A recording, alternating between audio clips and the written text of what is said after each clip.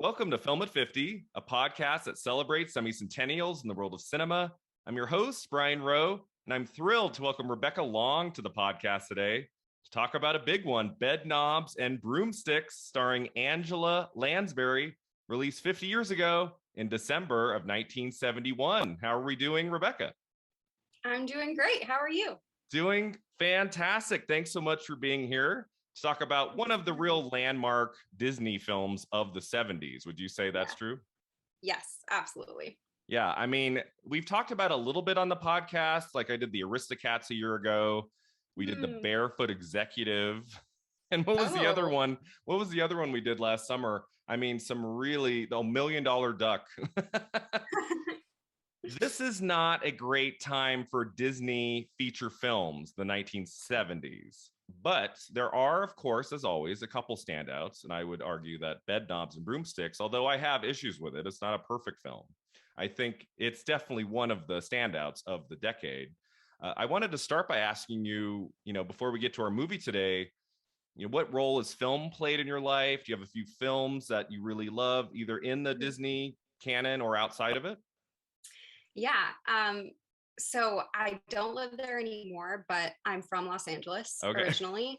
So I think growing up in that area, it's a bit hard to avoid being immersed in the film industry in some way. Right. I didn't grow up living in the city, but my grandma lives in Hollywood, off Hollywood and Highland. If you're familiar, that's very close to the Walk of Fame, and she's very close to it was the Kodak Theater. I'm forgetting what it's called now, but where the Oscars are filmed. And there would be times that my parents would be driving us to go visit my grandma, and we'd have to, the Oscar traffic. We need to get around that. So it just felt like so part of my life, so part of my formative experiences, just being near Disneyland and Hollywood and Universal Studios. So I don't know how to answer the question better than that. It just feels like it's always been there, that kind of movie magic in my life. And then in terms of what movies mean to me now, I think, I actually just got certified as a Rotten Tomatoes critic, which was congrats. That's fantastic. Thank you. That felt like, pinch me. This is the best thing that's ever happened to me. So I think I've crossed a line into like critic status rather than just someone who watches movies. But I still think of myself as a fan. That's where my association with movies is. Like, I don't know. I think I'm not somebody who went to journalism school or went to film school. So my knowledge is really coming from a place of just loving film. And I'm not sure if you've ever seen the show, but have you seen Dawson's Creek? I loved Dawson's Creek. Okay. Are you kidding?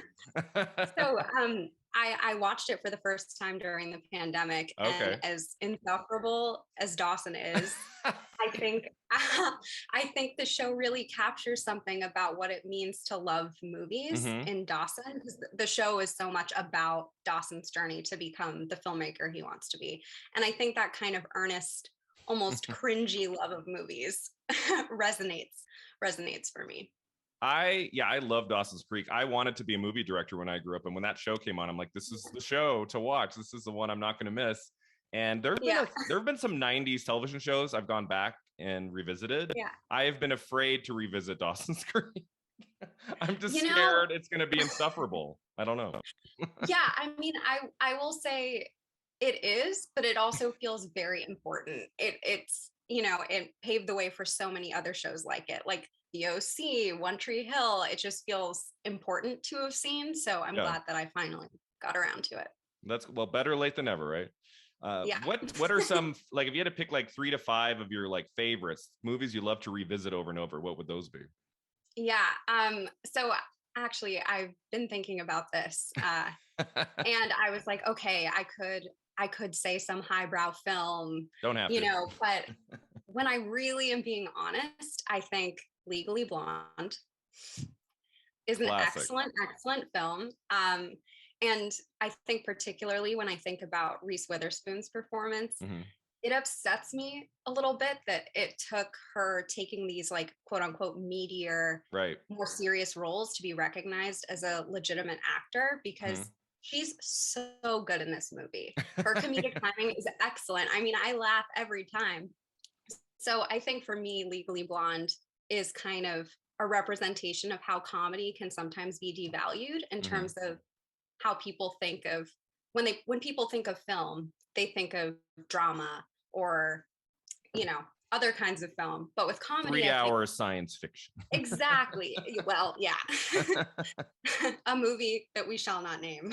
And I think, there isn't even a category at the Oscars for comedy. It's just not thought of as, highbrow film. And so this Yeah. is just a movie that I think is fun and accessible and actually politically pretty great, but also it's just impressive. I think all the actors do an amazing job. Yeah, So that's a great that, point. I mean, occasionally you get like a Melissa McCarthy who breaks in with yes. Bridesmaids in the Academy Yeah. Award. She was nominated for Best Supporting Actress for that. Yeah. But yeah, the performance that wins Reese Witherspoon her Oscar is Walk the Line in 2005 because that's more of Yeah. an Oscar movie. Right. Whereas Exactly. Legally Blonde, that is such a great performance, but the Yeah. movie, I'm sure to many members, just a little bit too bubbly Right. to be considered. It's a Right. shame. And that right. And there are so many movies like that. I think about, Anchorman or 40-Year-Old Yeah. Virgin and how some of those performances were impeccable. And unless actors are crying, they're not being given awards. And Or playing a I'm real gonna butcher person. right, right. Yeah. And I'm gonna butcher this, but I read an article semi recently about thinking about the amazing actors who do dramatic roles and those that do comedic roles, and think about the ability of those actors to switch. Do you think that a comedic actor could more easily do a drama, or the dramatic actor could more easily do the comedy? And this Mhm. article was pointing out how difficult having good comedic timing is, and how we just don't think of that as being a worthwhile skill. So Yeah, every actor I've heard from who do both, they say comedy is always harder. Like it's yeah, much harder to pull off a really good comedy, but it's right. not the one at awards time that's really considered, which is really interesting. Like, why Yeah. are we so fixated on the tears? Yes, yeah, You which know? don't get me wrong, I love the tears, Yeah. but I also love the laughs. Yeah. So Um, besides Legally Blonde, anything else comes to mind? Anything you like to just rewatch yes. over and over? Yeah, so I have a really big soft spot for animation, and I Mhm. would say my favorite animated film is Nausicaa of the Valley of the Wind. It's Miyazaki, Yeah, 1984. was that the first one he did? Yeah. Yeah, I watched most of his work a couple years ago at the Ah, at my local library. They actually had like a little oh, section of all awesome. his DVDs, and so I'm like, I'd only seen I think Howl's Moving Castle and Spirited Away, and I'd never seen the other Yeah. ones. And so I watched those first few. I love that Castle in the Sky was Yeah. spectacular. I tell people Yeah. all the time who are interested in animation, like you have to watch like the early work, his early work. It's Yeah. really great. It's just so beautiful, and I think all of Miyazaki's films have a lot of them have environmental themes, Hmm. and I think they're really apparent in this movie. But I'm such a sucker for synth and soundtracks, and this is the first this is the first movie that Miyazaki teamed up with Joe Hisaishi, Okay. who he's collaborated with on, I think, all but one of his feature films to do the soundtrack. And it's this like synthy 80s poppy soundtrack, which sounds very different from all of his other more ethereal Hmm. works. And I think it captures the post-apocalyptic environmental ruin vibes so well. And I just love it. That's so cool. What about like Disney films? Did that play a role in your life growing up? Disney movies, Yeah. animated, live action? Yeah, so I have a brother, and we always joke that we weren't a Little Mermaid household. We were a Hunchback of Notre Dame household. Like we had all The the weird underrated. movies. Yes, all the weird movies. So I actually wrote another piece about Black Cauldron, Yep. which which is a Disney film that Really doesn't get interesting. doesn't get a lot of recognition, and it was kind of it was seen as the, the lowest point for Disney in terms of animation, because it was not a success at all, and it was this total mess behind the scenes. But I think when Disney fails, it actually does things that are really interesting. Or when I shouldn't say fails, but when it doesn't succeed as much, you financially. Get to see, you get to see like the risks that they were considering taking in some ways. And I also just love like the darker films. Like Hunchback of Notre Dame is one of my favorites. And again, the soundtrack, I'm realizing the soundtracks are really what pull me in, because that one has just the most beautiful choir singing. Oh yeah. I mean, say what you want about Hunchback, the music in that, the songs are fantastic. Gosh, yeah. Really great. There aren't any songs, I believe, in Black Cauldron. Right? No. Does anyone sing in that movie? I don't think anyone sings. No, that one is just fully bleak. There's no, it's just sad the whole time. Yeah, if I'm still doing this podcast in 2035, we will get to the Black Cauldron. That'll be a fascinating episode, because that movie's crazy. What about Bedknobs? Did you see this movie when you were young? Yes. So when my brother and I would visit our aunt and uncle who don't have children, they had a few VHS tapes for us when we would come over. And they were, again, like, I don't know what the adults in my family were thinking necessarily, but we had Bedknobs and Broomsticks, Black Cauldron, an off-brand Secret Garden that was like, I don't even know what animation studio did it. I think it was a recording from TV, just some random one. And then Rugrats Passover. Those were the VHSs that were there. So yeah, I watched Bedknobs and Broomsticks a lot when we were visiting family. And that's great. Yeah. And I think that I've seen Bedknobs and Broomsticks more than Mary Poppins, which I know I'm sure we'll talk. Yeah, I'm sure we'll talk about it. But for me, that was the Mary Poppins, because it was just the one that we had. So I think when I think of, a nanny figure who takes in these children and they sing songs and they have animated adventures, I think of Bedknobs and Broomsticks first before Mary Poppins. I feel like I saw this when I was very young, and I feel like this might have been the first movie where I went, this is similar to another movie. Mary Poppins. Like, they are very closely connected. Yes, definitely. Pretty unmistakable. You can't really think of one without the other. Yeah, which we'll get into in the research I have here on the movie. Real quick, for those of you who might not have seen this film, I mean, I feel like it's pretty well known. I mean, there might be some non-Disney enthusiasts who might not know what exactly the film's about. So I just have a brief summary here. So during the Battle of Britain, this takes place in 1940, which is something, I hadn't seen this movie in a long, long time. I was like, oh, right, it's not set in 71. It's set in the early 40s. Miss Eglantine Price, played by Angela Lansbury, a cunning witch in training, decides to use her supernatural powers to defeat the Nazi menace. G-rated, right? She sets out to accomplish this task with the aid of 3 inventive children who have been evacuated from the London Blitz, joined by Emilius Brown, played by the great David Tomlinson, the head of Miss Price's witchcraft training correspondence school. The crew uses an enchanted bed to travel into a fantasy land and foil encroaching German troops. Anything else you want to add to that synopsis that you feel is like the viewers or the listeners need to know?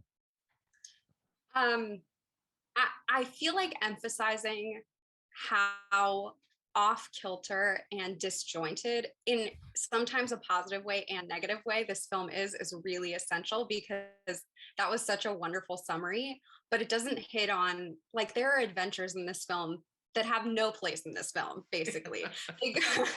They go to an island, they play a soccer game with animated animals. A very long soccer game. Very long, like too long. Too long, as we'll talk about. Yeah, they dance at the bottom of the ocean. There's a West Side Story-ish sequence where there's a huge dance scene in Portobello Road. Like, it is just all over the place. So while that is the core plot, there is still some zany side trips that are being taken during this film. Yeah, there is some wackiness we will get into. I wanted to ask you about your piece that you wrote for The Observer about this movie.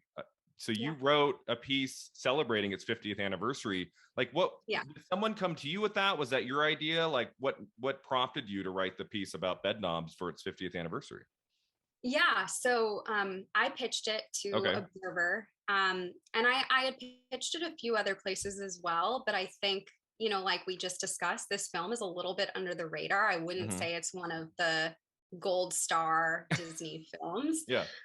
So I don't know that it would have attracted a lot of attention, but I'm really grateful that Observer took a chance on it because, like I said, it was one of those films that I watched so much as a kid, and I have a soft spot for it, even though, it has its issues and its strengths.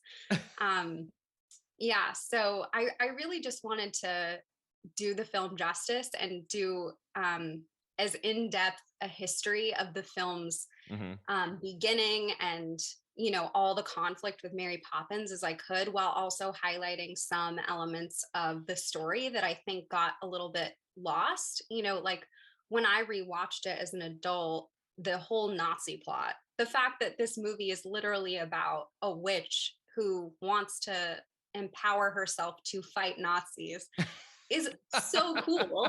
Yeah. And the fact that that is not getting this film more attention is kind of shocking to me because it feels so timely in some ways.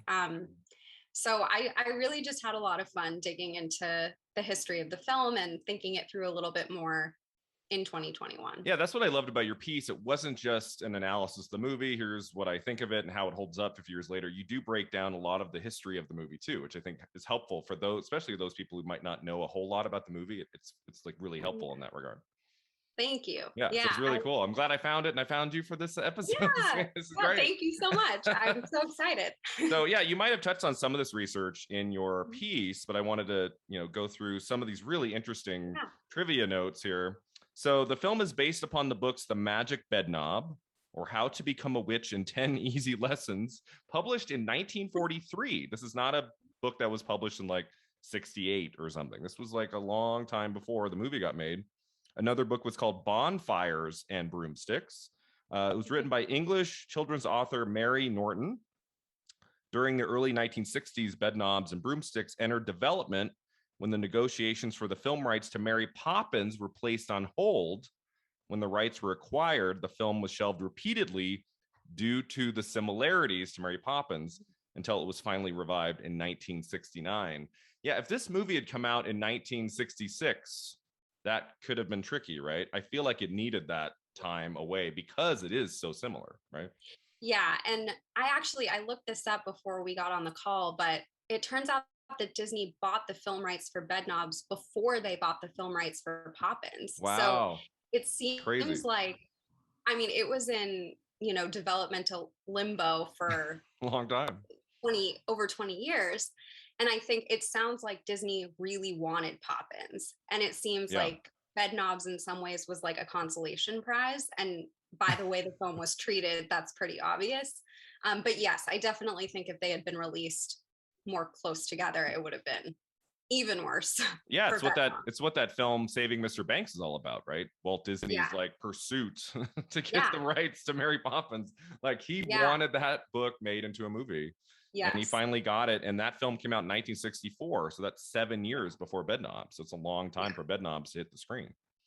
Yeah. And I think some of the additional some of the gumming up the works was also had to do with Julie Andrews because they wanted her to play Eglantine Price, and she was worried about being typecast justifiably and said no. And then they were looking for other actors, and then they gave it to Angela Lansbury, and then Julie Andrews decided that she had made a mistake. And but did she? Right. But did she?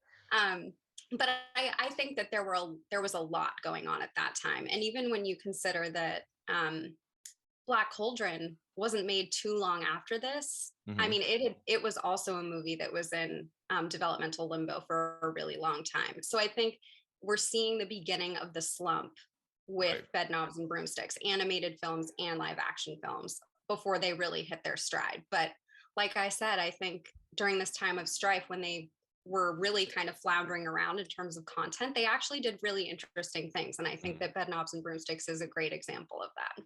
Well, I always find it interesting that Walt Disney passes away at the end of 1966, and then Yeah. Jungle Book comes out in 67. Great movie. That was like the last one he really had a heavy hand in before his death. Yeah. And then there is this period of about 20 years where they have a couple successes here and there, but it's the landscape of Disney movies, even animation too, from like late 60s to late 80s to Little Mermaid.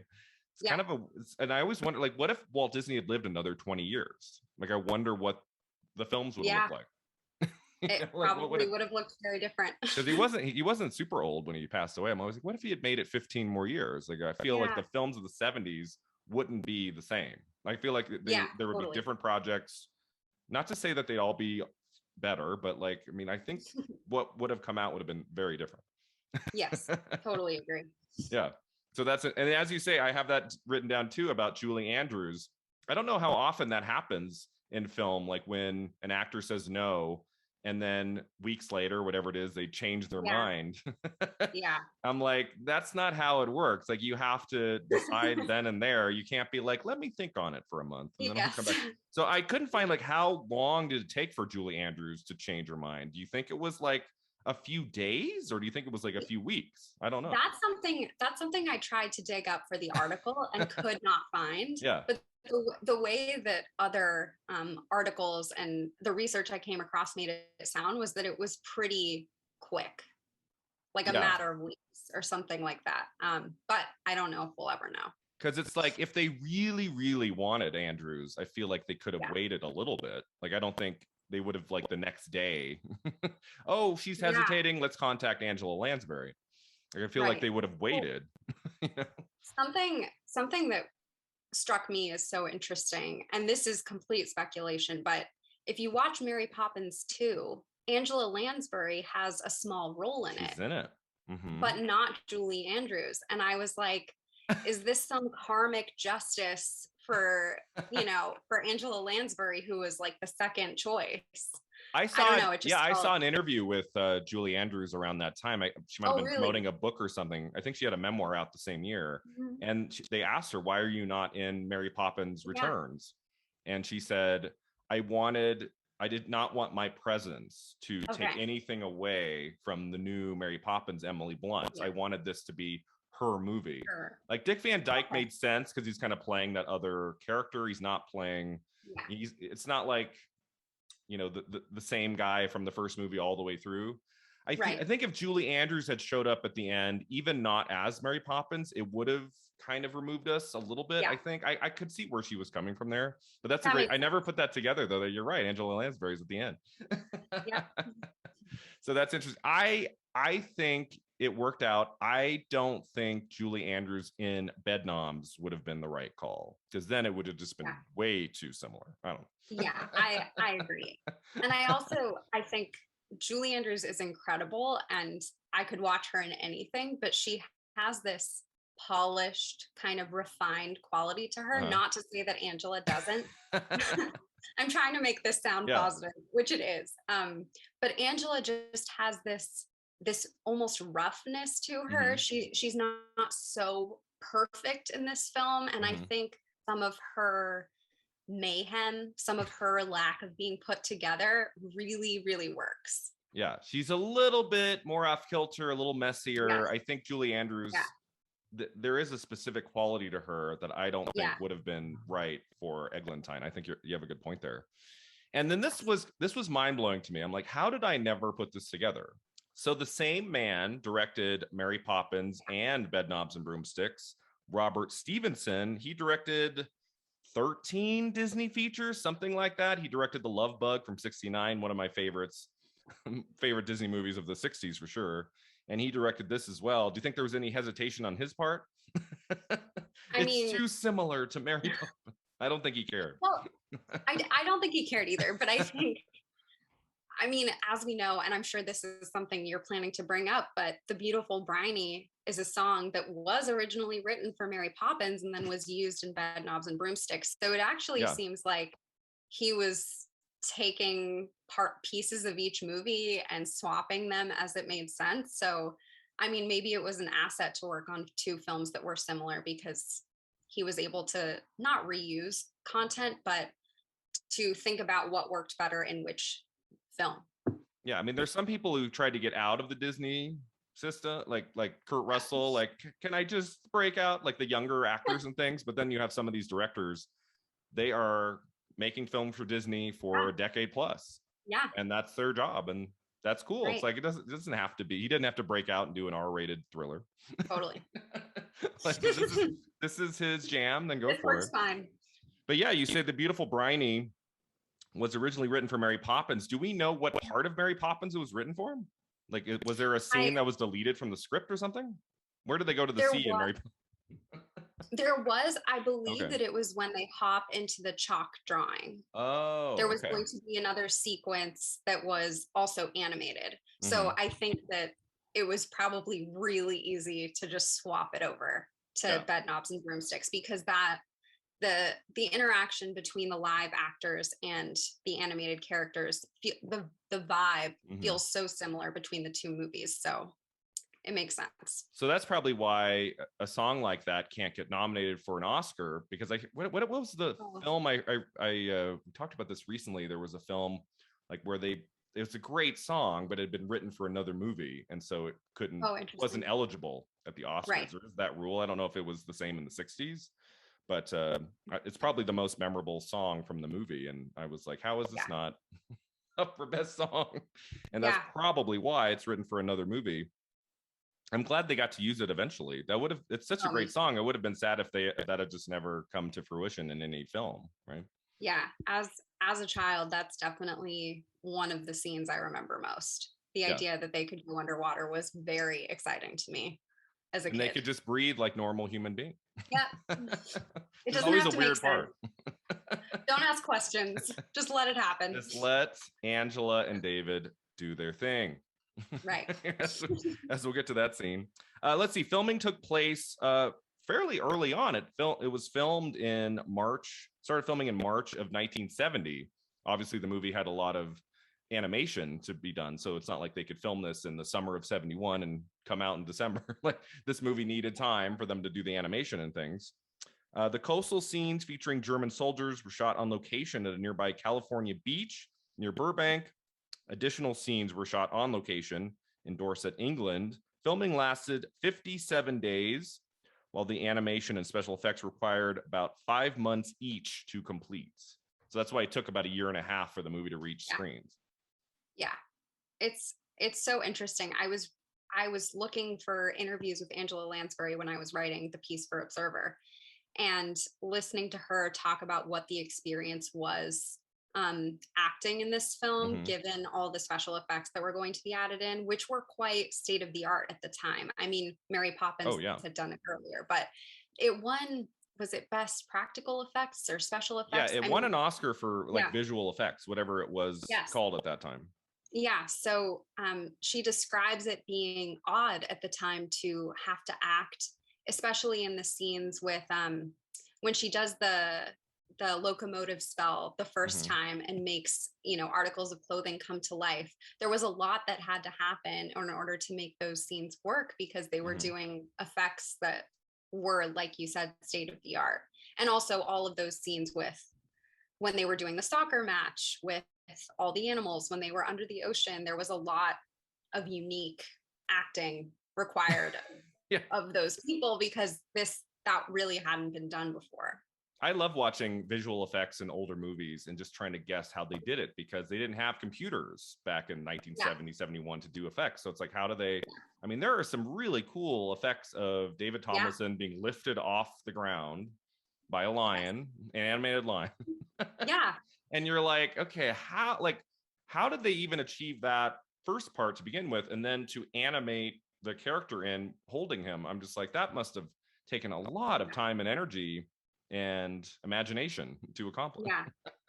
And honestly, watching it now, it still does hold up. I mean, before this call, I rewatched the end scene where you have all of these suits of armor being animated, and Angela Lansbury is on her broom above them with a British flag, like charging them forward against the Nazis.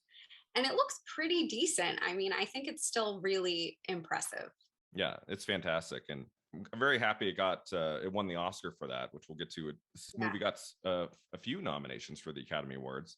Before that, a couple more things I found in my research.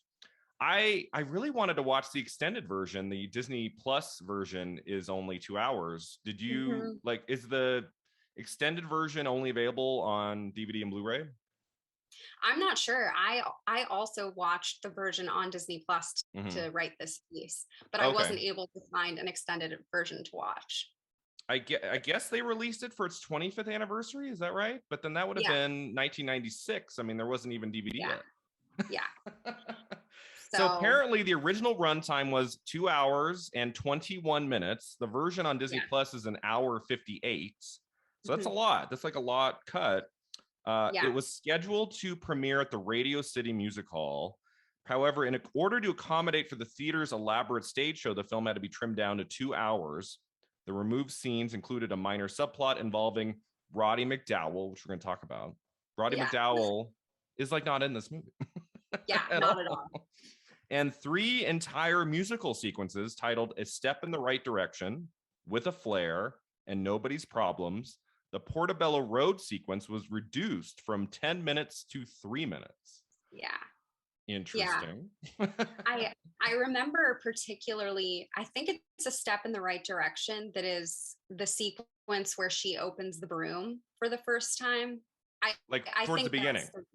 Toward the beginning. And she sings apparently a whole song about receiving this broom, which I believe is a step in the right direction. And I was looking, could I watch this somewhere? What's the situation? And I read that they had actually lost film. Like it's lost forever. You can see stills of her filming these scenes, but it's not possible to watch, which is a bummer. But I hate that. I hate when the film is gone. It's like it's not in a warehouse somewhere. I know. Someone find it. And then, of course, the omission of that entire character, basically, that you just referenced. Yeah. So 25 years later, I guess they managed to come up with at least some sort of extended cut. Intrigued with Lansbury's song A Step in the Right Direction, as you just talked about, Scott McQueen, then senior manager of Disney's library restoration, set out to restore the movie in conjunction with its 25th anniversary in 1996. Most of the deleted film material was found, but segments of Portobello Road had to be reconstructed from work prints with digital recoloration to match the film quality of the main content. The footage, as you said, for Step in the Right Direction was unrecoverable, but the sequence was reconstructed by linking the original music track to existing production skills. The new version made its premiere in 96. So maybe it never got a release on video. I feel like when I watched this movie 15 years ago or something, I feel like I rented like a DVD and it might have been really long. I feel like it might be on DVD. I remember like, was this movie this long? I feel like it was longer than 2 hours. So maybe it's out there somewhere. I'm sure if I searched the net hard enough, I would find it, but it's tough. And I have like, is it on you? Like, I have a vague memory like of the song A Step in the Right Direction. It's like a step in the right direction. Like I kind of remember a little bit of her singing that. So I'm like, was that in the version I watched 15 years ago, or did I just find it on YouTube? I did find a recording of, I think it was maybe the 20th anniversary. There was a special on cable where Angela Lansbury was talking about the film, and they had recreated A Step in the Right Direction using the recording of her singing it with stills from her acting in that segment, but they didn't actually have, her doing any live action bits. So I'm not sure if that's the same thing as what was on the VHS or if it was different, but yeah. I'm just fascinated when you've watched a movie over and over and over, and then you find that there's like extra scenes, whether it's a part of an extended version or you just like, sometimes they'll just like release, like one of my favorite films is The Truman Show. And a couple years ago, I was just like digging around YouTube, and there were like 5 deleted scenes on YouTube of The Truman Show in work print form. And like one was really great, like with Laura Linney and this like everybody backstage. And I'm like, this is great. How has this not been on Blu-ray, or like I didn't even know they were available. So I love finding that stuff. I know some people like let's just leave the movie as is. Let's not let anything dilute the experience of knowing about deleted scenes and alternate ending. I love all that stuff. The alternate ending of of The Little Shop of Horror is so amazing. Like there's some really cool. It's also because we're interested in film history too. It's just it makes a difference.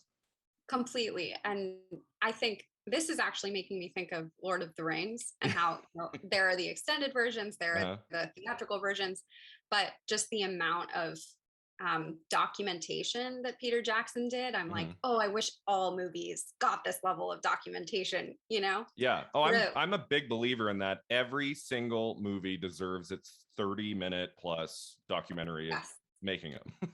I don't care if it's like nobody cares about it. Some little movie released in 5 theaters in 1981. Like, give me a 30-minute doc.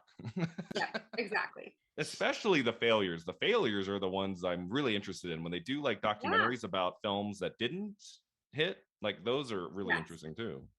Completely. So the last thing about the movie I have here. So by January 74, the film had earned about $8 million in box office rentals. I don't know how great that is, but it is the early 70s. So it's a little different than if a movie earned 8 million today, unless it, was made for $10,000 or something. It's not going to be a huge hit. But so I think the film did okay. Maybe not up to expectations, but I think it did okay. Right. And it earned 5 Academy Award nominations. Always helpful when movies come out in December. Yep. Like if this had opened in March of 71, I don't know if people would have remembered it come Oscar time, but so it was nominated for art direction, costume design, scoring, song. I just looked at that and I was like, wait, what song was nominated? The Age of Not Believing. Yeah. Yeah. The Age of Not Believing was the song nominated. That's what I looked at the other day. I was like, why is it not Beautiful Briny? It's probably because it was written for Mary Poppins. Right. Its only win was visual effects. Lansbury also received a Golden Globe nomination for Best Actress in a Musical or Comedy Feature Film.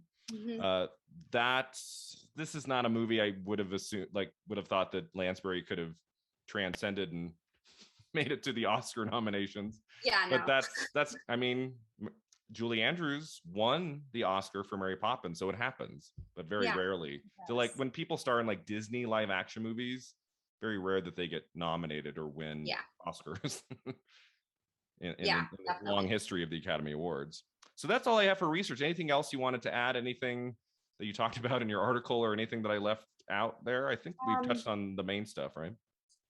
Yeah, I think something that I found to be so interesting when I was writing this piece was looking at reviews of the time.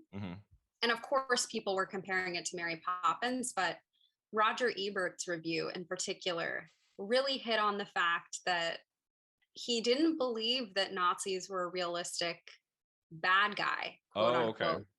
Okay. He didn't like that rather than, I think the words he used were, kids understand witches and monsters, but they don't know that Nazis are the bad guy necessarily. And Disney movies aren't the place to teach that lesson. Yeah.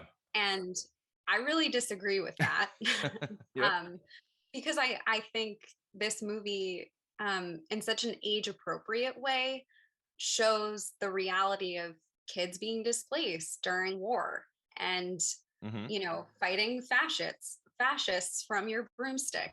And I think it's particularly interesting because Lansbury herself was displaced during the Blitz as a kid. And so it's like this happens to kids.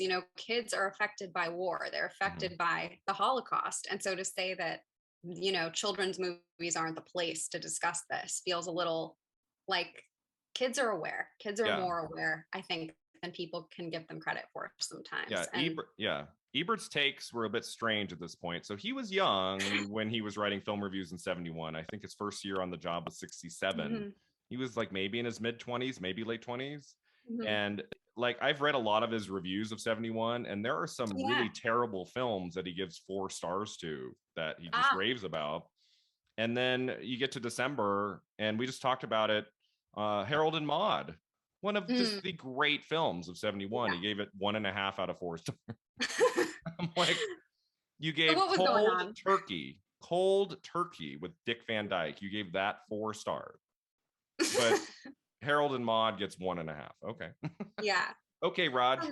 Right. And I understand the critique, And I think that maybe the film wasn't necessarily trying to do this. I think Mm-hmm. this was kind of a happy accident, but I think the way in which, you know, jubilant, joyous scenes are right next to pretty terrifying Mm-hmm. scenes of war for children, Mm-hmm. that I feel like that captures the duality of life in a way. Yeah. Like there's always going to be suffering alongside happiness and laughter. I mean, I think the pandemic has been a great example of that. I Mm-hmm. mean, Oh yeah. this Mm-hmm. has been one of the most stressful periods of modern history, and yet we are making memes about it. And it's like, this movie kind of captures that energy to me, that there's still room for like make believe and magic during times of Mm-hmm. horror. And that is part of, I think, why I like the movie the most. Yeah. And I think when we think of Disney in the early 70s, people looked at a Disney movie differently than we do now. I feel like today you Yeah, can do a lot of interesting things, dark thematic issues, whereas in the totally. 70s, especially with the quality of so many of these, especially these live action movies, it's kind of Yeah. like, oh, the new Disney's out, a way for my kids to have a babysitter for an hour, you know? Yeah. And There was, critics too, they're just looking at, oh, it's the new Disney. yeah. We have come to expect a certain kind of movie, and so when you have the Nazis, Roger Ebert's going, this doesn't belong in a Yeah. Disney movie, and it's like that's not Yeah. how we look at films. Completely. So at least that's gotten better. I'm happy that the Disney brand has branched out to what every movie ever made at this point. It's just going to be all Disney. By about 10 Yep. years, Disney, it'll just be a Disney umbrella over everything. Yeah. All right, Bedknobs and Broomsticks. So, what is just your general reaction to the movie? Watching it again recently, like what is your take on this film? Um, I, I would say it's bad in an amazing way. It's just completely unhinged. I Yeah. mean, it's disjointed to the max, but I think that chaotic energy is why I loved it as a kid, and Mm-hmm. watching it as an adult, some of that magic came back to me. Okay. You remember how you felt as a kid watching it. And the song you mentioned, The Age of Not Believing, is so beautiful. Oh And yeah. Lansbury's performance of it is Mm-hmm. wonderful. And it really hits at something when you're like 12 to 14 and you're Mm-hmm. like, I'm not a kid anymore. These fairy tales aren't for me. And then you kind of come out of it as an adult and you're like, actually, I will stick to those fairy tales, please. And I feel like it captures that you think you're too old for that, you're too mature, there's no place for magic in your world Mm-hmm. anymore. And then you realize, no, it's actually pretty great to make believe sometimes. Yeah, I've had such a frustrating experience with this movie because when I Mhm. was a kid, I loved it. Like it was one of my favorite Yeah. Disney movies when I was young, and I feel like every 10 to 15 years I revisit it, and I Yeah. expect to love it, and I don't, Oh, and I yeah. don't. You know, like I put it on, and I'm like, oh my god, Angela Lansbury, beautiful Briny, Age of Not Yeah. Believing. We got the Nazis. We've got the fun animated sequence with the soccer. Yeah. I mean, David Tomlinson, who's this fantastic actor, and Yeah. watching it again 2 nights ago, I'm just like, yeah, it's too long. The tone Yeah. is all over the place. It's just like Oh, it is. there's nothing connecting a lot of these scenes, and it's very Yeah. episodic and but I still have great affection for it. Even as an Yeah. older person now, I recognize it has its issues, which we'll get into. Yes. But Yeah. what yeah, but what do we love about it the most? Like what like to this day, like what do you think works best in the movie? Um, A couple things. I love the physical bed knob. When I was a kid, Yes, that's the great. idea of turning a bed knob, I remember trying to turn my bed knob, thinking about it like Yeah. that felt like just the most magical, amazing thing that I could think of. This Mhm. ordinary object could transport me anywhere. I thought that was just the bee's knees when I was 8 or whatever. Yeah, and you don't even have to Um, give an address. You just say the right, place. right. And then actually, I'm wondering what you thought of this, but the cat Oh causing the yeah. creeper Hmm.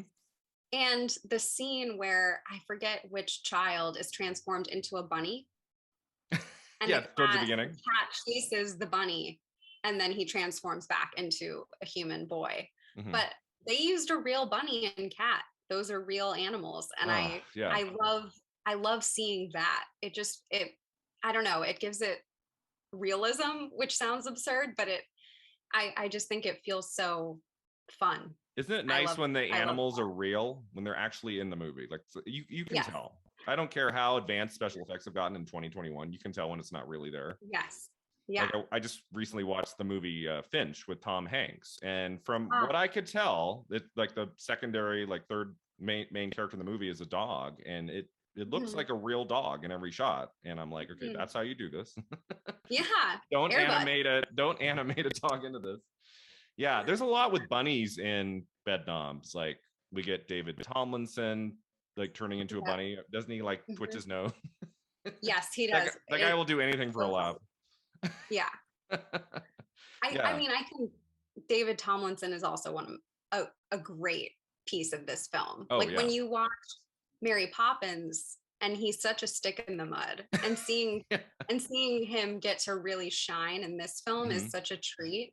Because it just feels like the kind of role he was meant to play.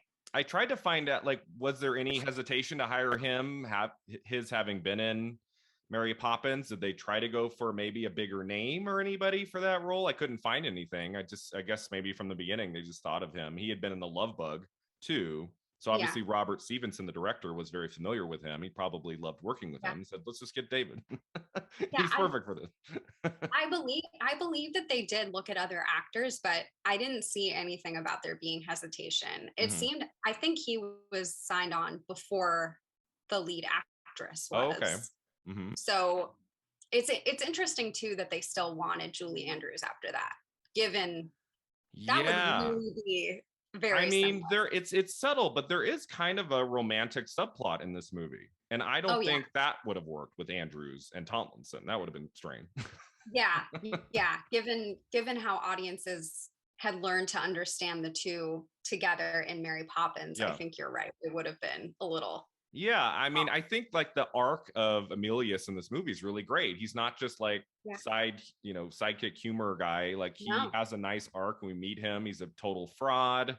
He's like her professor, right? Like he's like the person that she's corresponding with, you know, for her witchcraft school or whatever. And he's just like on the side of the building, like magic show. And and then the way that he develops throughout the movie, where we see him at the very end going off to.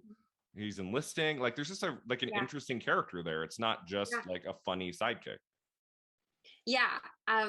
I actually in writing down what I liked and what I didn't like, something I wrote that I actually didn't like was how in the beginning, talking about parallel journeys, Eglantine is this like witchy spinster on her motorcycle wearing this incredible getup with these goggles and this scarf, and she doesn't care about anyone, and she doesn't want kids. And then by the end, she's really been domesticated by essentially a con man. I mean, I do appreciate that he changes throughout the film, but to me, it feels very abrupt.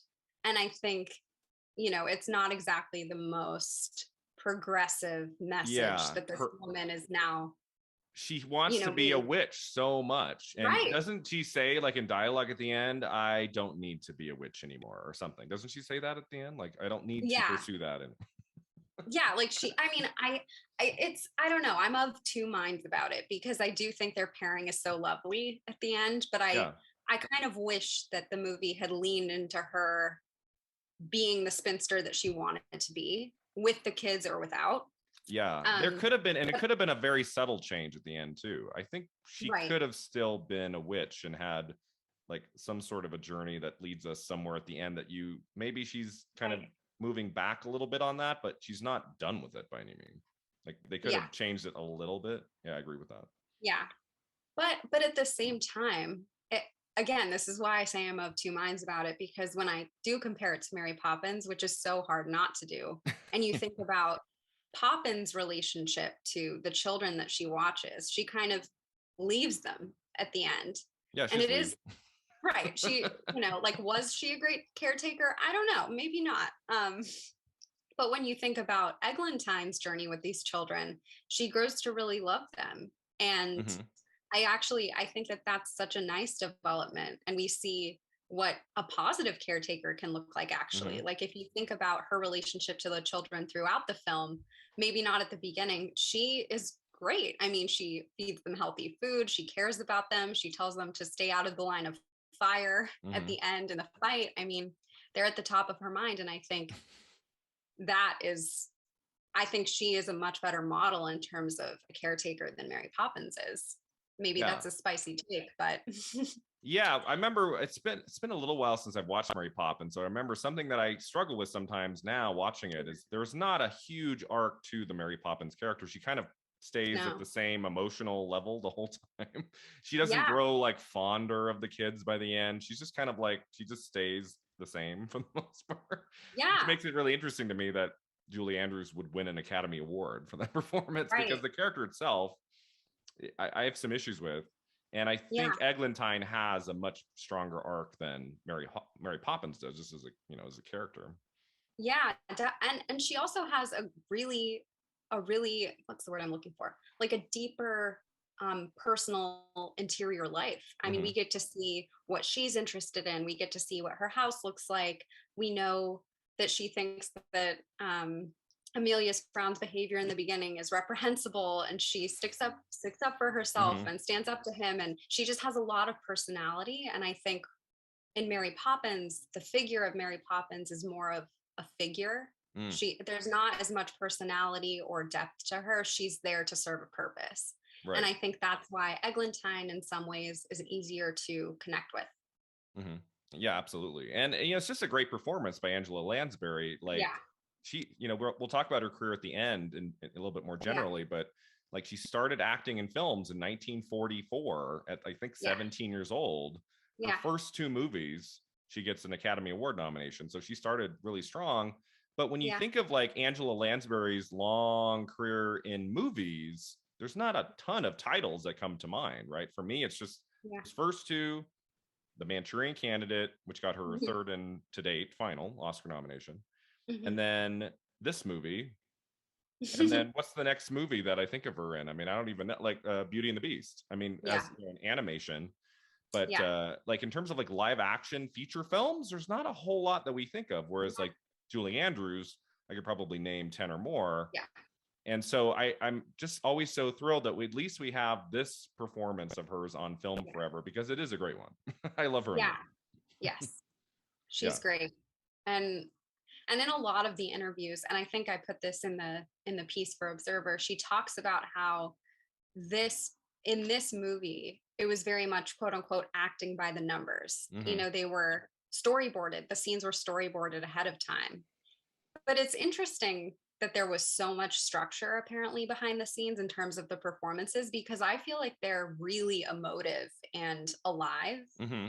And I don't know if you noticed that at all, but I thought that dichotomy was really interesting. Even at, like you're saying, like even in those moments, like in animation where it's very structured and they can't Yeah. move very much, they have to act a certain way for like the technical aspect of the movie, but the emotion and the passion still comes through the performances. Whereas in maybe some other films of the time, it doesn't come through because it's so stagey or something. Yeah, so it wasn't just in the sequences with the animation, it was the entire movie. All the actors were given very specific marks to hit. There Mm-hmm. was no room for any kind of improvisation in this film. And so it's interesting that what we're seeing is exactly how it was planned. Mm-hmm. And yet still it's like Lansbury in particular, I think just with her acting ability really brings her character to life, even though I think it could have felt very stiff if she Yeah. had really stuck to the acting by numbers as she describes it. Yeah. Um, yeah. Well, I love that she doesn't hold back. She's not like, oh, this is just a Disney movie. I'm just going to phone it in. There's none of that here. Like, she Yes, really does deliver. I At think the so. beginning, she's just such a delight in her disdain for the kids. And she's like, Yes. okay. She's like, okay, I guess I got to bring these kids home and I'm going to make them just the most revolting meal ever because it's what Yeah. she eats. Steamed nettles. I And always remember when that. she says to that when they're like whispering about how they can escape, she's Yes. like, I have a fine. What did she say? I have a fine ear for. I can hear you. You don't have to whisper. Just tell me what you're thinking. Yeah. I love that part. She's just so snarky and amazing. Yeah, I'm not sure if I buy that the day she brings these kids home is the day she gets the broom. That's very coincidental. That's very coincidental. Yeah.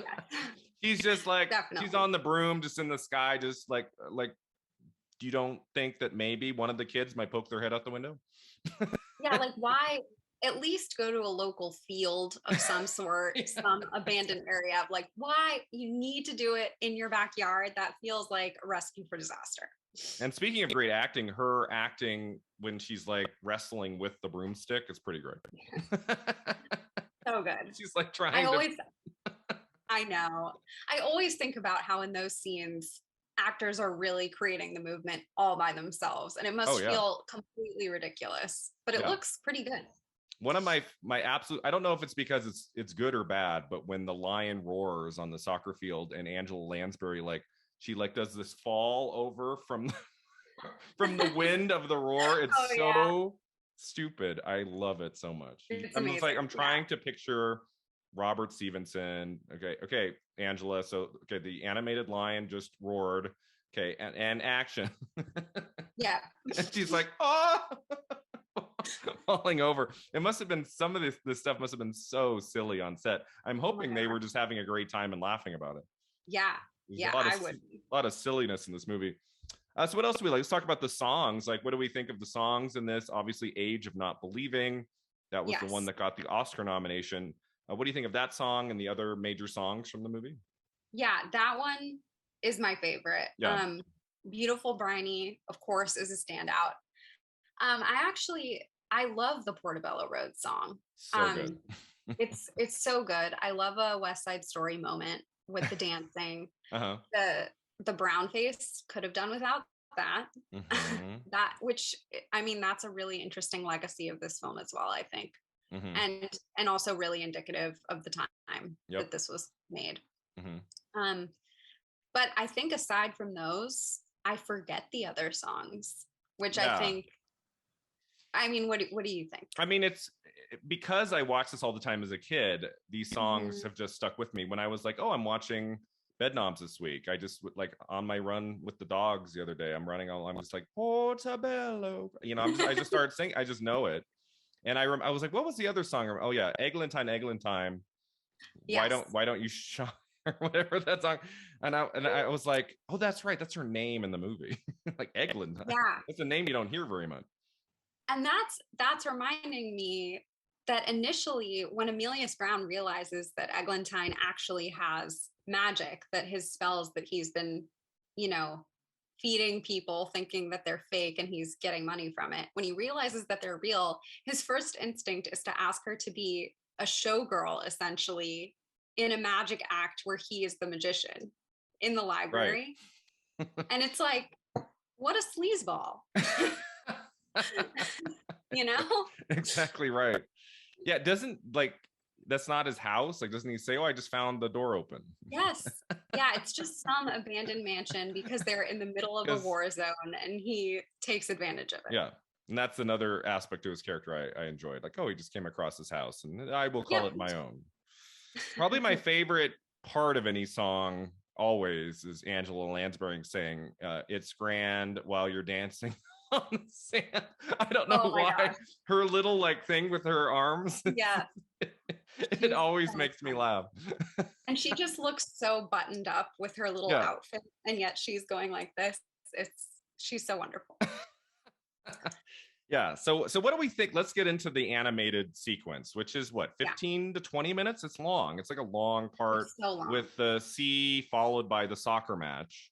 Mm-hmm. What do we think of this segment of the movie? I think it could have been eliminated. Like, I think that it completely makes sense why people think it's really jarring. It doesn't belong in the film. It's like you have these animals playing soccer on this fictional island, and there's also a Nazi plot. Explain to me how those things make sense together.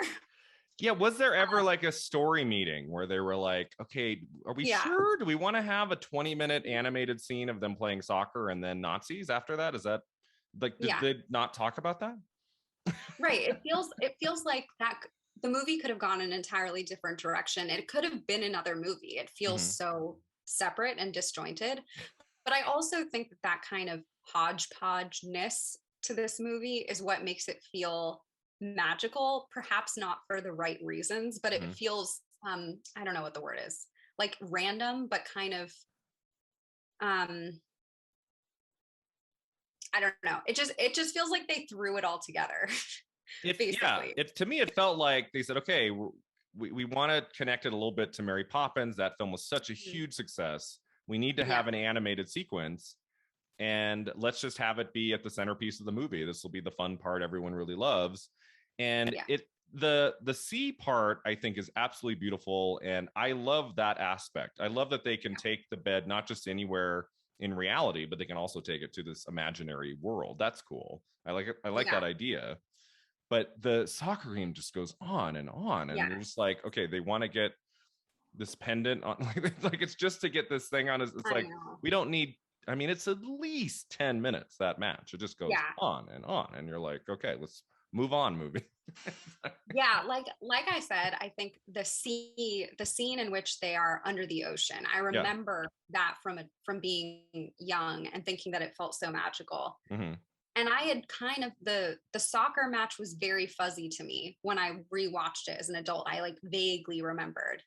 And maybe it's just because I'm not super into sports, but I Yeah. I was like, please, can we like I definitely zoned out during that sequence.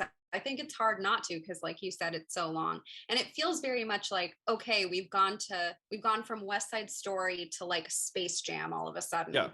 What is going on here? Yeah, um and I mean, a lot of these Disney movies at the time are not brief. I mean, Mary Poppins, I believe, is 2 hours 20, hmm, something like that. yeah, And I think The Love Bug's pretty long. I mean, it's not to say that every live action Disney movie at the time was 90 minutes and then this went right. longer. I don't think the movie needed to be cut by 30 minutes, but I feel like there could have been some trimming more on top of the Yeah. trimming that they did before. I feel like Yeah. there's a great version of this movie that's like 95 or 100 minutes somewhere Yeah. in this movie is like a great classic film, but it's Yeah. just a little bit muddled by parts. I wrote it down at least once in my notes. Like the movie could be a little tighter at times. It kind of Yes. lumbers along here and there. I don't know. Definitely, especially when after they exit these magical sequences that are animated, the viewer and Eglantine and Amelius Brown realize that the youngest child, Charlie, had the information all along in his picture book and no one listened to him. And so rendering these prior two sequences completely unnecessary if they had just listened to him. So it does feel a little bit like they needed something to do with that time. So they through plot devices were like, okay, no one's going to believe that Charlie knows what's going on, so we're going to go on this magical adventure and then he'll reveal the information that we need. Yeah. It felt a little like So roundabout. it could have been, instead of 20 minutes, could have been 20 seconds. Yeah. Hey, I have the info right here. Yeah, Great, it's Charlie. there. So let's see, what else do we not love about it? You know what I noticed watching this? Like the opening titles make it look like it's like a Robin Hood adaptation. Did you notice that at all? Yeah. Like it doesn't feel like the opening. They're beautifully done. They look great, but it Yeah. doesn't feel like the movie we get.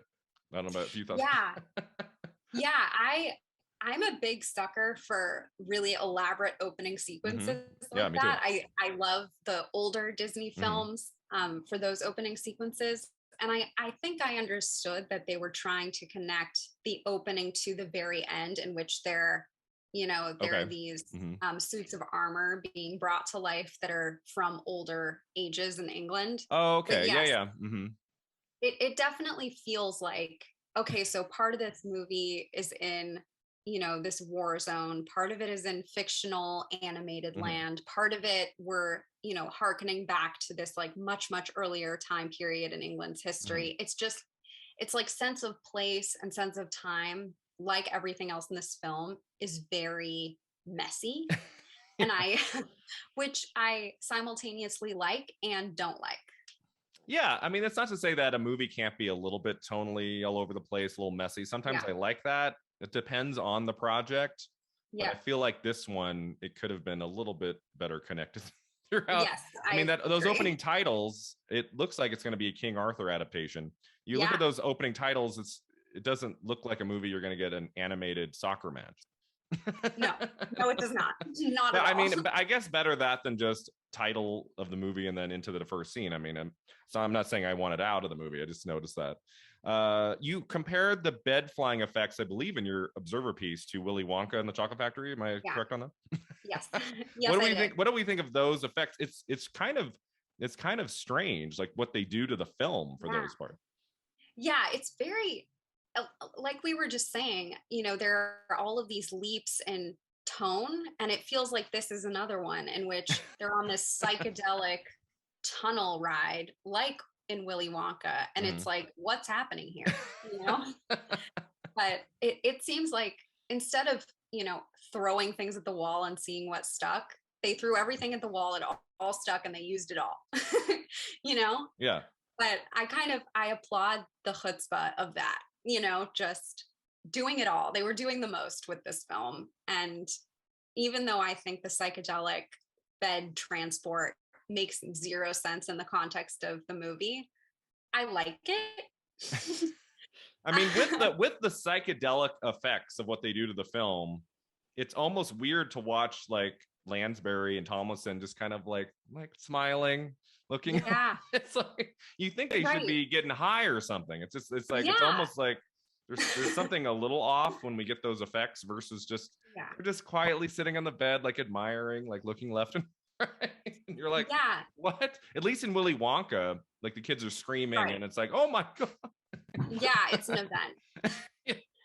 I feel like that's an instance where it's like the 70s breakthrough of it. We're like, you know what I'm saying? I feel like the whole movie keeps the time period pretty even.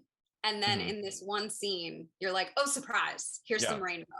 I do like the music that plays over the flying scene on the bed. I love that score is really great. It kind of puts you into the mood of it. How they're going somewhere new.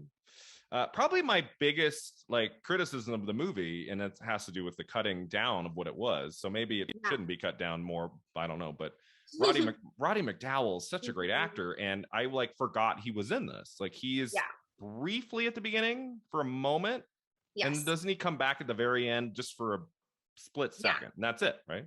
Yeah, it's going to be this whole plot where is he the priest? I think he's like the priest. Right? He knows Eglantine, right? Yeah, and they were apparently going to have him pursue her, and it was going to be a much more obvious. I mean, he does pursue her in the film, but there was going to be a lot more content showing her rebuffing him, not being interested in his advances, and I think Emilius Brown and him were going to butt heads a bit. And so we see him clearly interested in her, and then he comes back later in the film to give her flowers, I think, and then is spooked when there's clearly magic and mayhem happening at the house.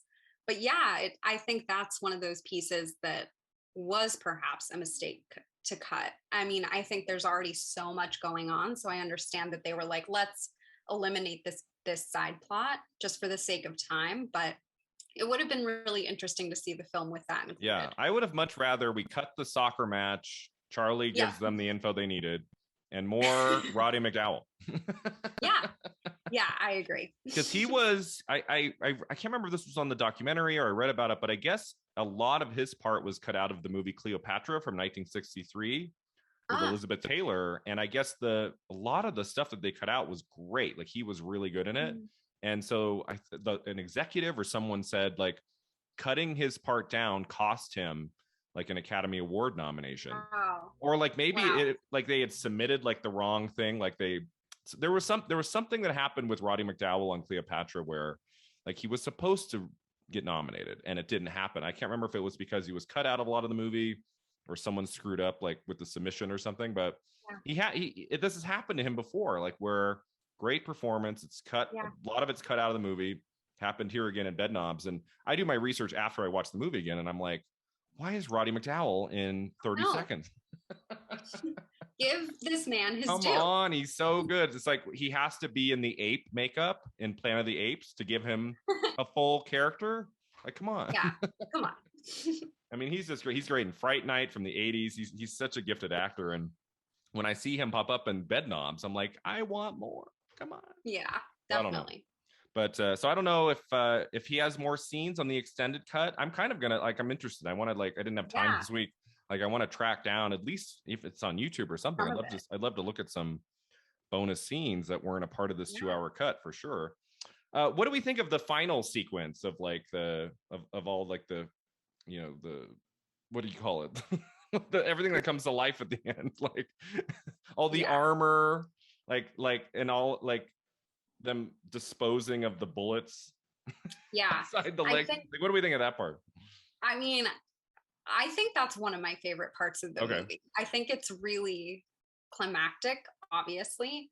But it also is quite scary. I remember being really afraid of it as a kid. Even though, I mean, obviously these animated suits of armor are on, you know, the side of truth and justice. It's not necessarily apparent. It wasn't apparent to me as a kid that they were good, just because of how dark the scene is. There's a lot of fog. But as an adult, I'm obviously more aware of what's going on. And seeing Eglantine on her broom with, you know, her sword, and she's charging forward with these suits of armor, it's just like so iconic. It's incredible. What an image. You know, it's just like she's on her broomstick fighting Nazis with these animated ghost armor, and it's amazing. She's not an apprentice witch by the end. I mean, she's really a full-on witch by the final scene. And I love the practical effects. I mean, I'm sure that's a lot of like wires and stuff, right? But it looks really cool. Like, it's the kind of visual effects that even 10, 15 years later, they probably would have done differently. I like the style of effect there. It looks really cool. And they really do look like they're coming to life. And it's not something you see in very many movies. It's like an interesting effect. And the fact that they're going after the Nazis, it's like, this is the same movie. What's going on? Like, okay, we're going in. It's like, talk about tonal shifts. I mean, here's a huge one. I think we just come from the soccer match, and now we're fighting Nazis, you know? Yeah, I did make a note that there is a segment of that final part where we're not really seeing any of the key 5 characters. It's like on the armor and the Nazis. Yeah. And there was like a 2 or 3 minute section where we're not seeing any of, like, usually in a movie, the final confrontation has to do with the protagonist, but we get Eglantine on the broomstick a little bit, but some of the like the kids and stuff, they're kind of like in the background. Kind of an interesting choice.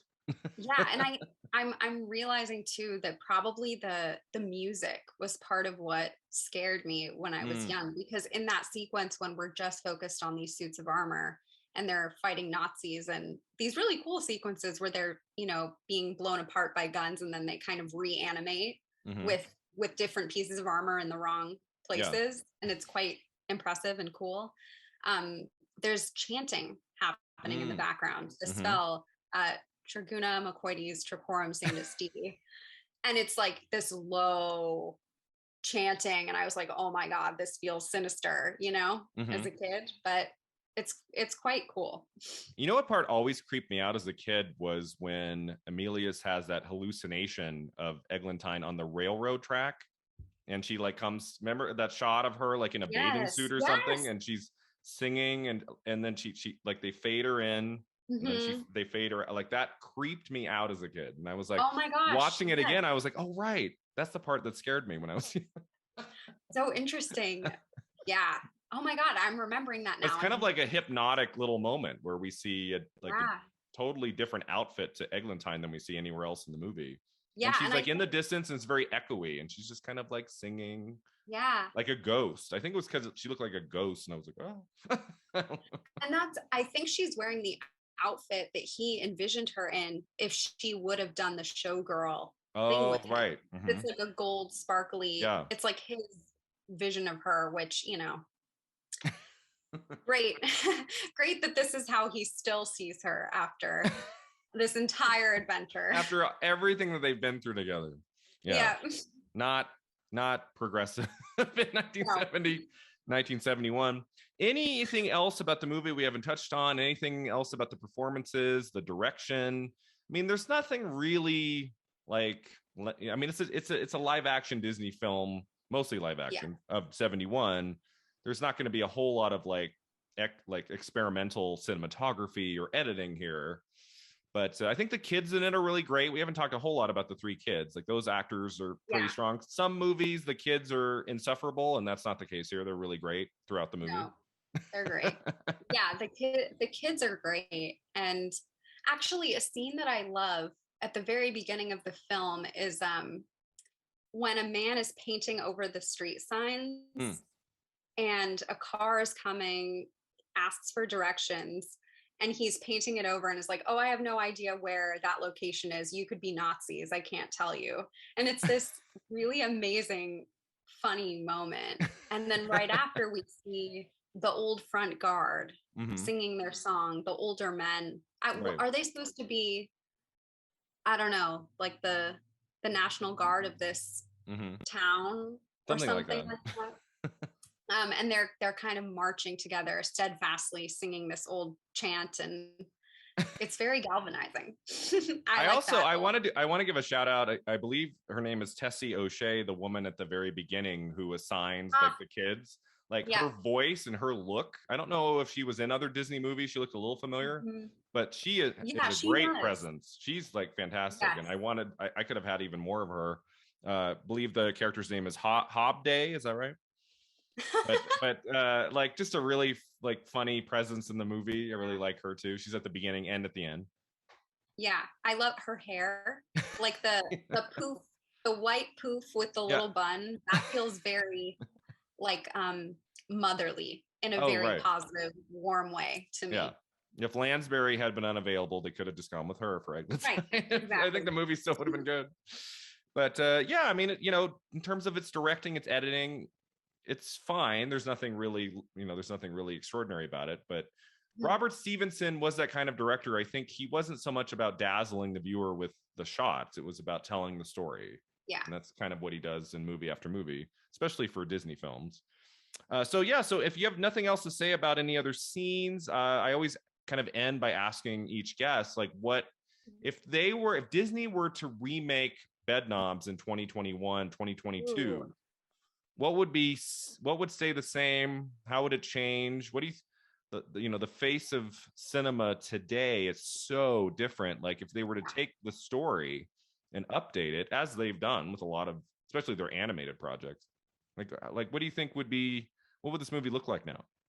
Oh my gosh, that's such an interesting question. I mean, I think the special effects would be different, of course. Oh yeah. But I do think that there is something to be said for the kinds of practical effects that we see in the movie as they are. Like to talk about Lord of the Rings again, whenever I see the original trilogy and then the Hobbit films, I think the difference for me is the practical effects and the makeup of the orcs, and just how much better it looks than the CGI that they used in the Hobbit. And I think I could imagine with Bedknobs and Broomsticks them going in that direction, and I think you can lose some magic there in a way. But in the positive, I think they probably would change the dynamic between Eglantine and Emilius. Okay. I think they probably would have made him more sympathetic. They would have probably changed that dynamic where he wanted her to like be the assistant on his magic show situation. And I think maybe they would have changed the end. Maybe they would have let her remain single and care for these children, or who knows? I think that probably would have changed. What do you think? That's a great point. I mean, with Mary Poppins, they didn't really do a remake. It was kind of like a continuation with new cast. Yes. I mean, how many years later? The first one was 64 and then it was 2018. I think there's enough awareness of Bedknobs that I would be surprised, maybe not in the next 5 years, but in the next 10 to 20 years, I would be surprised if they don't do something with that property. Right? Yeah. Like I feel like with Disney Plus too, I mean, I just feel like people know this title if they don't all remember the movie.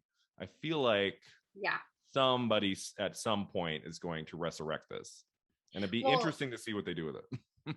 Totally. And they're making a Broadway show. like a theatrical. Mm-hmm.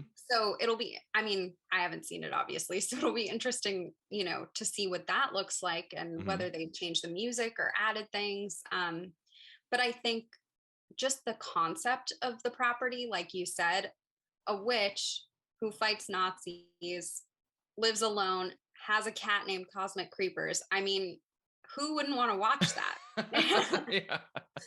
Yeah. And I feel Great. like you could find, this is something I didn't say earlier. I really like that they didn't go with like a 23-year-old actress for Eglantine. I believe, I mean, I didn't look up exactly what how old she was, but I believe she's in her mid to late 90s now, Angela Lansbury. So I think she was around like her mid 40s when she shot this. Yeah. They could have gone with someone 20 years younger. I'm really watching it. I'm like, you can tell she's a little bit older. Yeah. And I think it adds some weight to her performance and to the character. I like that it's not some 23-year-old.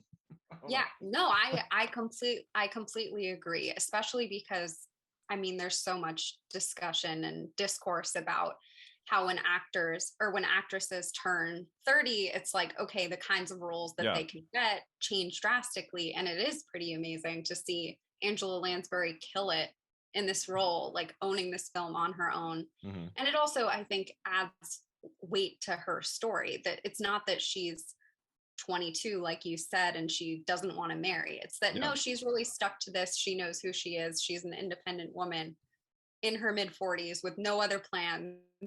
And then her life is kind of blown up by these circumstances. Yeah. So if they were to make this now, I would hope that they would maintain that. It doesn't have to be somebody in their 40s. It could be maybe 30s. But I would be disappointed if they were to resurrect this and cast like a 20-year-old in the Eglantine part. I'd be like, really? Do we get animated sequence if they do it again? That's like, Mary Poppins Returns, I kind of like blocked from my memory. Like it was okay. I didn't love it. Yeah. Was there animated sequences in that one? I can't remember. I'm trying to remember if there were animated parts in the new Mary Poppins. I'm just like, I don't know if it's so connected that they would have to do animated sequences in the new version. But I think when a lot of people think of this movie, they think of at least the beautiful briny sea sequence. So maybe they would have to do something like that again. I don't know. I feel like it'd be better if they just they did away with the animation if they did it again and just focused on the story. I don't know. I agree, but I also feel like at this point the animated sequences are so iconic. Yeah. It's like I almost can't imagine the story without them, even though they do technically make no sense. Yeah. So, yeah, I mean it's tricky, right? I think that's why they didn't remake Mary Poppins, because if they just done a remake of it, like told the same story, right, people would have checked out. They've just been like, this has already been done to perfection. Like, why are we watching this? So I think they would have to doesn't necessarily have to be a sequel continuation, but there'd have to be something that they bring to it. It's like I'm intrigued to see. It's just about to open, the new West Side Story by Steven Spielberg. I'm intrigued to see how close does it resemble the 61 movie.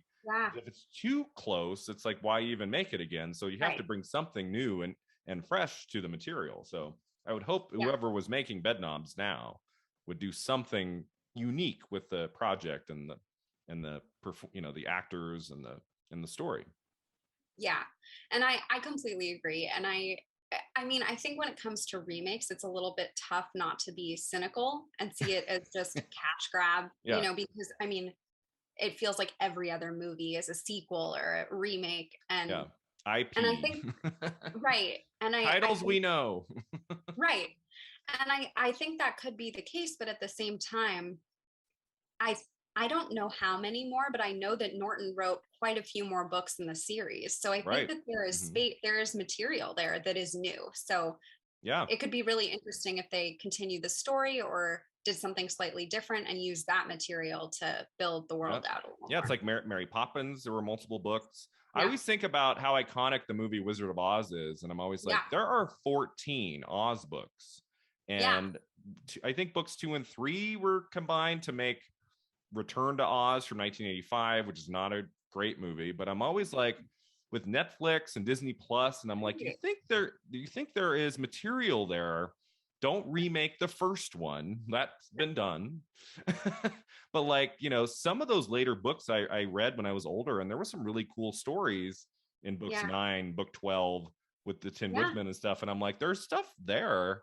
Like, why not take on some of those later books? And same thing with Bedknobs. There's not just one book. There's multiple books. So there's other material there. I mean, if it's books from the 1940s, I don't know how well that would translate to a adaptation in the 2020s, but you know, it doesn't have to just be the old movie. It can be something new. Right. Oh. Exactly. So very cool. Yeah. So it was fun to watch this again. I mean, this is kind of the last Disney feature that's not, you know, like in terms of like the non-animated films to come. I'm excited to get to Robin Hood in a couple years. The Rescuers is really great. But in the live action realm, this is kind of the last one I'm excited to talk about of the Disney films until probably the early 80s, maybe. I mean, I don't know. I mean, Freaky Friday with Jodie Foster is fun. I believe that's 76 or 77. But yeah, in terms of like live action Disney movies, like this is kind of it for a while. Yeah. On the podcast. So yeah, it's been a lot of fun to talk to you about this one today. As we get to our final 2 segments here, we start with the Divine Double Feature. This is where we pick a modern film to pair with Bedknobs. So this movie ends, and there's time for one more movie that's a little newer. What would you advise people to put on right after Bedknobs? Yeah, so I had a lot of fun thinking about this question. Thank you for asking it. I think there are a few paths viewers can take depending on who the audience is. So I think you could obviously choose, you know, a World War II or Holocaust movie if you're interested in those themes. Like I have not seen it, but you could watch Jojo Rabbit, for example. Oh, that'd be cool. Yeah. With some it's got some whimsy. Yeah. That might be an interesting film to pair. But I think if you are watching with children and you're looking for something a bit more fun, I think Paddington would be a great double feature. I mean, I specifically want to advocate for Paddington 2, but I think you might need to see Paddington 1 first. Second one's great. But I think it's such a delightful movie. It's a totally different kind of animation being paired with live action. So, and it's also very British. And I think that those would pair really well together. Oh, those are great choices. Yeah, the Paddington movies were just huge surprises. I didn't expect much. Remember, I liked the first one. I was like, oh, that was better than I thought it was. And then everybody was saying how good the sequel was. And I put it on and I'm like, oh yeah, this is Hugh Grant in Paddington 2. Oh my gosh. I thought was deserving of an Oscar nomination. Like he was great in that. He has had such a renaissance lately. Florence Foster Jenkins with Meryl Streep, and then The Undoing, the show with Nicole Kidman. Hugh Grant's been really killing it lately, and he's great in Paddington 2. That's a great choice. Yeah. I went with a movie I only saw once, but I was like, what's like a movie of the last 20 years that has magic, has witches, that has kind of a sense of whimsy? And I went with Stardust from 2007. Did you see that movie? Yes, and I've read it as well. Okay, cool. Yeah, but the Neil Gaiman book, which is fantastic too, and that has witches in it. Michelle Pfeiffer, who I love, who doesn't work as much as I want her to. I just think she's great, and she's one of my favorite performances of hers of the last 20 years. Definitely is Stardust, and Robert De Niro is very funny in it as well. Oh my gosh, yes. And so I was like, I suddenly had it like I want to put this on again. I haven't seen it since I saw it in the theater. Yeah. So yeah, I would go with Stardust if you haven't seen it in a while. That movie kind of came and went. I believe it came out in the summer of 2007. Yeah. And it was really fun. So that could be a good one too. That's a great recommendation. So lots of choices. You want to rewatch it. Yeah. All right. That takes us to our final segment. I don't know when I'll talk about the career of Angela Lansbury in the years to come. So I wanted to talk about her now. Okay. So outside of Bedknobs, like what role has Angela Lansbury as a performer played in your life? Like what other projects have you seen with her? Yeah, I shared this with you, but I think I think probably because of my age, I haven't seen many other live action Angela Lansbury films. So growing up, I really became familiar with her as Mrs. Potts in Beauty and the Beast. And then I would say even more so as the queen in Anastasia. That was my, Okay. like, Yeah. her, when I hear her voice, I can see that animated character. That feels very much to me like who Angela Lansbury is. So another dark kind of off kilter cartoon from that era. But yeah, so to me, I think Angela Lansbury feels very much like I'm most familiar with her in her later work. And she to me feels like a grandmother figure in children's stories. That's my association with her. You don't think of her as the 17-year-old in 1944's Gaslight? I do not. Even in her very first movie at age 17, she has like kind of like an old soul. Like even from the beginning of her career, even when she's very young, she doesn't seem like she's that young. I don't know. It's like an interesting part of her persona. I don't know. But I've always really admired her. Something I've thought of doing. It's so long, and I'm like, I don't know. Like I went back and I'm almost done. I finally am watching The Golden Girls for the very first time. Oh yeah. And it is such a joy. Every second is a joy. And I've thought in the last year about, I don't know if it's available on any streaming services. I've thought I've never seen an episode ever of Murder, She Wrote. And I love Angela Lansbury. And I'm like interested, but I think it's 12 seasons long and every season's like 24 plus episodes. Yeah, that's so I'm like, I don't, it seems like too much of a commitment. And I'm like, well, I could watch just season 1 and see what I think of it. Because I like mysteries. But I'm like, but what if it's really good? Then I have to keep going. I don't know. I almost wish it was like 7 or 8 seasons, because then I would do it, but it's so long. Yeah. But I've always really admired her as a performer. Anything I've seen her in, I've enjoyed. So I'm like, I think I would like that. But we'll see if I ever I'll let you guys know if I ever take that on. But yeah, yes, the films of hers I love. I mean, it's crazy to think her first 2 performances got her Oscar nominations. Yeah. Gaslight in 1944, Ingrid Bergman, great black and white film from the early 40s. And then really cool kind of drama horror film, The Picture of Dorian Gray from 1945. Really creepy ending. It's slow. It's like this period of film history. It's not like a movie that's scaring you every 5 minutes with a big jump scare or something, but it's got like an eerie vibe to it. The main guy in it's really great. And she kind of plays his love interest, Angela Lansbury, and it's a really terrific film. So that would be in my top 3 for sure. That'd be my number 3 choice. My number 2 choice is The Manchurian Candidate. Have you not seen this film from the 60s? Put it on your list. It's really great. Oh, it's fantastic. It's got an amazing cast. It was remade, of course, in 2004 with Denzel Washington and Meryl Streep. Meryl Streep in the newer one plays the Angela Lansbury role, the kind of Lady Macbeth, kind of vindictive older mother political figure. And I want to say, so let's see. So she was 17 on Gaslight. So she's like 34, 35 years old playing the mom in Manchurian Candidate. And I think she's playing the role 40s, maybe early 50s. Like she does her hair in a way, her clothes, they make her look old in the movie, even though she's like mid 30s. And she is chilling in Manchurian Candidate, like really chilling, especially at the end. And it's not a performance anyone had seen of her before. And so that's really cool. And I love that she got an Oscar nomination for that film too. I'm like really happy they recognized her for it, because it's really great. So yeah, if there's any Lansbury film I would recommend you definitely check out, Manchurian Candidate. I see it all the time on Criterion Channel.